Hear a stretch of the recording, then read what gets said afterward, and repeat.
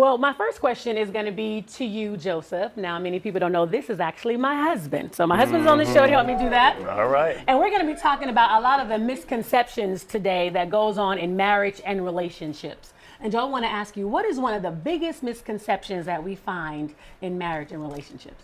Okay. Now, one thing that I had, a misconception that I had, was that it was going to be lingerie. It was going to be wedding, honeymoon night over and over and over again. But again, that's just not realistic. And that's something that just through our relationship and through our marriage, we found out that it doesn't always work like that. Now, what if I thought it was going to be Speedos all day?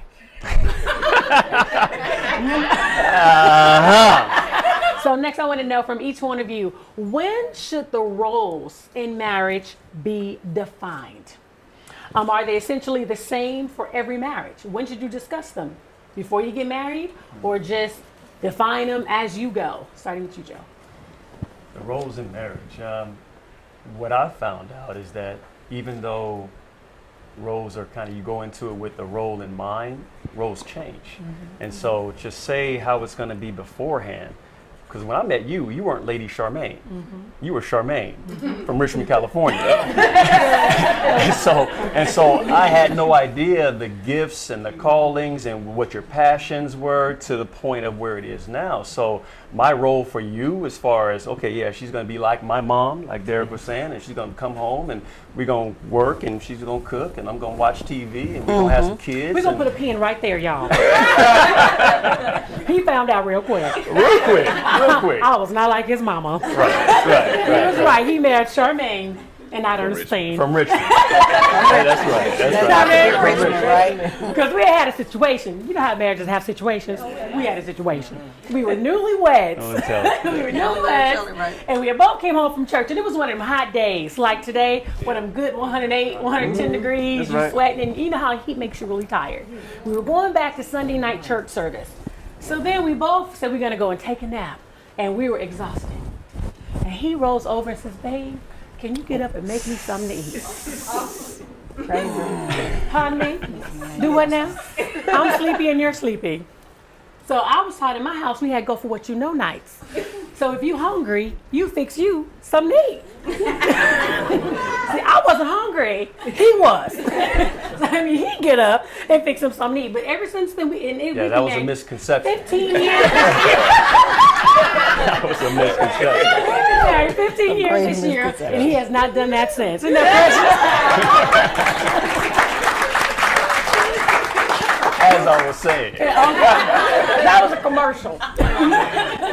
But again, with the roles that change, you have to adjust. I can't see how you can stay together forever for the next 100 years, 80 years, and not change. And I think as you adjust, and as we've learned to adjust, I support what you're doing, you support what I'm doing, and we just work. The Bible says, how can two walk together unless they agree? Right. So our walking together hasn't come with stumbles or me ahead, you ahead. We always are not in perfect step, but we managed to get back to that by what we have in common is our love for the Lord. So to say that the Bible is not working, I think you have to make it work. You have to apply the word and really get in step with your spouse, even when you tend to pull or go one direction or another. So we've been able to do that for a good 15 years and counting. So praise God. 15 years. All right. So do you believe a Proverbs 31 woman exists? I'm looking at it right now.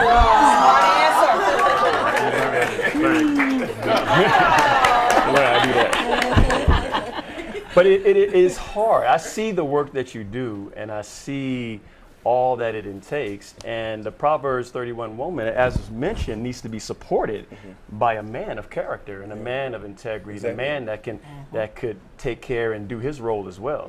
All during the chapter, it talks about all the things that the woman is doing, but there's also a man and children that are calling her blessed, or that are making life easy for her, that are supporting her. And I think that's the part that's kind of missing. If you're unequally yoked and you don't have that support, then you're going to feel like you're towing it all by yourself, and you're going to burn yourself out.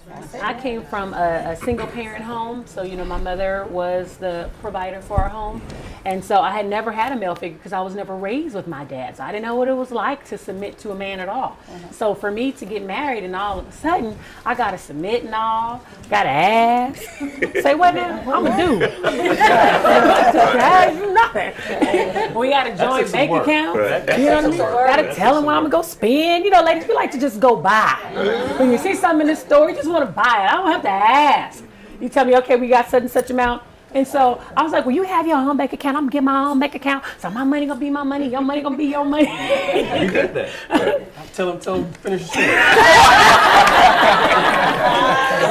See, what happened, I ended up having this vision. And I'm gonna tell you, God is in support of the man being the head. I had this vision and there were some stairs. And I was standing at the top of the stairs with my husband on the same steps. And before I knew it, I flew down at the bottom of the stairs. When I looked up, my husband was the only one standing up there. So I had to go into the bedroom and humble myself and apologize and said, okay, we can join the bank accounts. That was a humbling experience. Now, mind you, my account was already overdrawn anyway. So it really wasn't too hard to say. It was a real humbling experience. You got all these bounce check fees and everything else. Can I just be honest here? Yeah. Like, I'm a realistic person. I tell on my own self. I know some of y'all was like that too. Don't act like you wasn't. But that's really what happened. And so I appreciate it because I'm a spender and my husband is the saver. You know what I mean? And I'll spend you out of house and home. We'll be on the streets, but we'll be looking good. My wife spends money like it has an expiration date. Like if she don't get rid of it real quick, it's gonna go bad. And so I pay all the bills, I coordinate the savings, and dish out some fun. I know Derek mentioned about when you get married, you can't have any fun. Well, that's what some people's opinion, but what I found out is our fun is more planned than spontaneous. Right, okay. We have to budget for it. We have to say, hey, we're going to LA and we're going to take this trip and we're taking the kids for vacation and plan for it, save it, coordinate it. It takes more work than just being single and just say, hey, we're going to go off and just, go to Europe for 3 days. We don't do that, but we still have fun, right. And it's planned. It just we have to do that because if not, we end up just working and end up being in a rut. And I think that's what gets people in marriage. You get in that rut in your routine, you can't get out, and it seems boring. Everybody else, all the single people on Facebook telling all their stories, and you looking at them living vicariously through your single friends, and you married. So that doesn't work. And I think too, you have to get somebody who balances you out. And my husband, he balances me out.